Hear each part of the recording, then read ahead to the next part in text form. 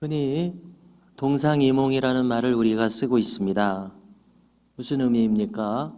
동상, 같은 침상에 누웠으면서도 이몽, 서로 다른 꿈을 꾸는 경우를 가리킵니다. 즉, 같은 시대와 같은 장소에서 살아가고 있지만은 완전히 다른 세상에서 서로 살아갈 수 있습니다. 하나님의 나라와 이 세상의 나라가 딱 그 모양인 것을 우리가 알게 됩니다. 주님이 사시는 세계와 제자들이 사는 세계는 조금 달랐습니다. 주님이 사시는 세계와 바리새인들의 세계는 아주 달랐습니다. 우리는 어떻습니까? 우리도 또한 이 세상에서 발을 디디고 살아가고 있지만은 주님과 같이 완전히 다른 세상에서, 즉 천국 백성으로 우리가 살아갈 수 있겠습니까? 지나간 교회의 역사는 바로 이러한 관점에서도 충분히 설명될 수 있으리라 봅니다. 신앙을 가지고서 살아간다는 것은 똑같은 세상에서 여느 사람들과 똑같이 살아가는 것 같지만은 실상은 완전히 다른 세상을 살아가는 것을 의미하는 것이 분명합니다. 수많은 믿음의 선진들은 그분들마다 자신의 시대에서 다른 사람들과 마찬가지로 살아가고 있었지만은 완전히 다른 세상, 즉 하나님 나라의 삶을 살아가기 위해서 분투했던 그러한 믿음의 선진들의 모습이 있었습니다. 우리도 마찬가지로 우리에게 주어진 이 시대에 또 이 지역에서 분투하고 있습니다. 우리의 신앙생활은 점점 더 온전한 모습으로 하나님 나라에 속해서 그 나라의 경영되는 원리와 그 나라의 가치관을 따라서 살아가게 되는 것을 뜻합니다. 그래서 바라기는 점점 더 우리가 과연 하나님 나라의 백성다운 삶을 살아갈 수 있기를 참으로 소망하게 됩니다. 오늘 내용은 칠병이어의 기적을 다룹니다. 우리가 이전 내용 중에서 주말 본문이어서 살피지 않았습니다만은 이미 다 잘 아시는 내용이시죠. 마가복음 6장에 오병이어의 기적이 이미 있었습니다. 이 두 기적의 차이점에 대한 특이한 성경 해석의 관점들이 있는데요. 예를 들어서 오병이어의 기적에서는 잔디밭에 앉도록 했습니다. 이것은 시기상 봄을 가리키는 것 아니겠습니까? 그래서 6월절의 시기를 떠올리게 하는데요. 바로 우리가 지금 지내고 있는 이 사순절의 시기에 해당하지 않을까 여겨집니다. 그러나 오늘 이 칠병이어의 기적에서는 맨 땅에 앉도록 하셨습니다. 이것은 푸른 잔디가 사라진 가을을 뜻하는 것이고 그 초막절의 시기, 이 가을의 시기를 가리킨다, 이러한 것을 밝혀내서 나누어주는 그러한 관점이 있습니다. 참 아주 예리하게 이것을 구분해내는 것을 알 수 있는데요. 그런 점에서 이 오병이어의 기적은 시작을 뜻합니다. 그러나 이 칠병이어의 기적은 마지막 시간 주의 재림과 심판을 의미한다고도 우리가 얼마든지 볼 수 있습니다. 그런데 이 칠병이어의 기적에서 오늘 본문에서 우리의 눈길을 끄는 제자들의 반응이 있습니다. 자, 이 제자들을 한번 보십시오. 놀랍게도 그들은 이미 오병이어의 놀라운 기적을 경험하지 않았습니까? 뿐만 아닙니다. 시시때때로 예수님의 놀라운 이적을 경험하는 제자들이었습니다. 그럼에도 불구하고 4절에서 그들은 지극히 현실적인 모습을 보입니다. 그들은 말하기를, 주님, 이 광야 어디서 떡을 얻어서 이 사람들로 배부르게 할 수 있으리이까? 그렇습니다. 인간으로서는 이렇게밖에 생각하지 못할 것입니다. 이 광야에는 먹을 것을 팔고 취급하는 곳도 없고 맨 땅인데 여기서 어떻게 떡을 얻겠습니까? 지극히 현실적인 제자들의 염려가 아닐 수 없습니다. 그러나 그들은 지금 주님과 많은 시간을 보내고 있었습니다. 여전히 그들의 시각과 관점은 교정되지 못했습니다. 부정적인 생각이 여전히 앞서고 있습니다. 오병이어를 경험했으면은, 또한 늘 주님의 기적을 대하고 있었으면은 이번에도 기대감을 좀 가질 법도 할 것인데, 그러나 이 제자들의 관점과 생각은 도무지 그렇게 잘 변하지 않고 있습니다. 주님과 그처럼 많은 시간을 보냈음에도 불구하고 이 인간의 고정관념이라고 하는 것은 잘 변하기가 어렵구나 새삼 느끼게 됩니다. 이것은 우리도 마찬가지일 것입니다. 흔히 말하듯이 사람은 잘 변하지 않아, 이런 말을 우리가 하지 않습니까? 일반적으로는 그렇습니다. 대개는 그렇습니다. 그러나 분명한 것은 주님과 정면으로 주님의 인격에 대면한 영혼은 반드시 그 생각과 태도에 변화가 일어난다고 믿습니다. 가령 성프란시스코 부잣집 자제였습니다. 어거스틴, 아주 학구적이며 그러나 또 타락한 젊은이였습니다. 그러나 이와 같은 사람들도 다 변화되어 우리가 교회 역사상 겸손의 대명사처럼 떠올리게 되는 분들입니다.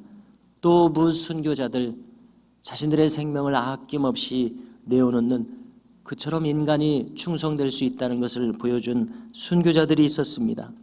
그야말로 주님의 인격으로 변화된 사람들은 그 거칠었던 사람들이 온유해집니다. 사도 요한의 별명은 우리의 아들이었습니다. 그러나 말년에 그의 모습을 보십시오. 사랑의 사도라고 일컬어지고 있습니다. 완고했던 사람들이 부드러워지고 부정적인 사람들이 믿음의 사람들로, 긍정적이고 밝은 면을 보는 사람들로 바뀝니다. 우리는 이 변화를 믿어야 되겠습니다. 그리고 우리 자신도 더욱 좋은 모습으로 새로워질 수 있다는 믿음을 가져야 되겠습니다. 아무튼 제자들은 더 좋게 생각할 수도 있었지만은 이 현실을 넘어서지 못하는 이 불가능하다는 시각에 사로잡혀 있는 모습이었습니다. 이 많은 무리들이 오늘 본문을 보니까 참 놀랍습니다. 주님과 함께 3일 동안이나 함께 머무르고 있었습니다. 집에도 가지 않고 주님이 얼마나 좋고 주님의 말씀이 얼마나 사모되기에 이렇게까지 합니까? 그들은 진리의 말씀에 갈급했었고 육신의 치유를 소원했기에 주님 옆에 머물러 있었습니다. 이처럼 3일 동안이나 주님과 함께 머물러 있었던 그들의 열정이 참으로 대단한 것을 느끼게 됩니다. 이제 주님은 모든 이 모임을 마치고 그들을 돌려보내는 이 마당에 그들을 줄인 채로 보내고 싶지 않으셨습니다. 그래서 찾아보니까 떡 7개가 있습니다. 2마리 물고기가 있었습니다. 오병이어 때와 마찬가지로 그것을 축사하여 나눠주시니 모두가 배불려 먹고 남은 것이 7광줄이나 거두게 되었습니다. 이때 모여 있었던 사람들은 참으로 상상을 초월하는 많은 사람들 4,000명이나 되었다고 기록합니다. 이 질병의 기적을 마치시고 이 많은 무리들과의 이 모임을 마치시고 주님 일행은 또 이렇게 배를 타고 갈릴리 호수 이쪽 저쪽을 여러 번 옮겨가시는 것을 보게 됩니다. 이번에는 배를 타시고서 달마누다 지방으로 가셨습니다. 이 달마누다 지방은 성경학자들이 이것은 막달라를 달리 발음한 것이다, 그리고 마가단 지경과 비슷한 곳일 것이다 라고 추정하고 있습니다. 정확한 위치는 알 수 없는가 봅니다. 현대 지명에서도 나타나지 않기 때문에 그럴 것입니다. 아무튼 그 위치는 갈릴리 바다의 서쪽에 있습니다. 그리고 좀 더 북쪽에 있는 가버나움보다는 좀 더 남쪽에 있습니다. 자, 오늘 본문을 보니까 여기서 다시 바리새인들과 충돌합니다. 그들은 무례하게도 하늘로부터 오는 표적을 보이라 이렇게 요구했습니다. 무슨 의미입니까? 만일 당신이 정말 메시아라면은 그 증거를 대라, 표적을 대라, 우리 앞에서도 한번 똑같이 해보라. 자, 이것은 고압적인 태도입니다. 무례한 태도입니다. 표적을 요구할 만한 그러한 권위가 그들에게 있다고 생각하는 것 같습니다. 주님은 이들의 요구에 순순히 응하시지 않으셨습니다. 불신앙으로 가득한 요구였습니다. 의혹에 찬 요구였습니다. 그들이 원하는 바에 동조해 줄 필요가 없습니다. 그렇지 않습니까? 그들의 의도는 불순했었기 때문에 그에 동조해 줄 필요가 없으셨던 것입니다. 그들의 의도가 악한 것은 이미 이 주님의 많은 시간을 통하여 보여주신 이 메시아로서의 표적은 이미 차고 넘칩니다. 그 많은 소문을 그들이 들었기 때문에 지금 주님 앞에 나와오지 않았습니까? 이 메시아적인 기적에 대한 소문은 가는 곳마다 파다 있었습니다. 주님의 사역 중에서 이 가르치시는 사역에서 신적인 권위를 경험한 사람들의 증언도 차고 넘쳤습니다.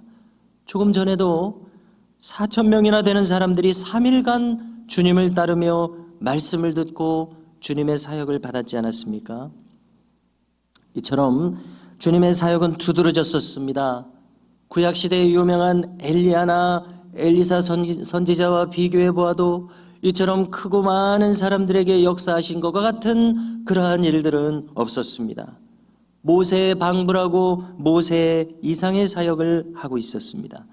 한마디로 너무나 표가 나고 표가 나도록, 즉 표적은 차고 넘치도록 이미 있었고 그와 같은 사역을 계속해서 하고 계셨음에도 불구하고 이들은 무례하게도 주님께 자기들 두 눈앞에서 표적을 보이라고 요구하고 있는 모습입니다.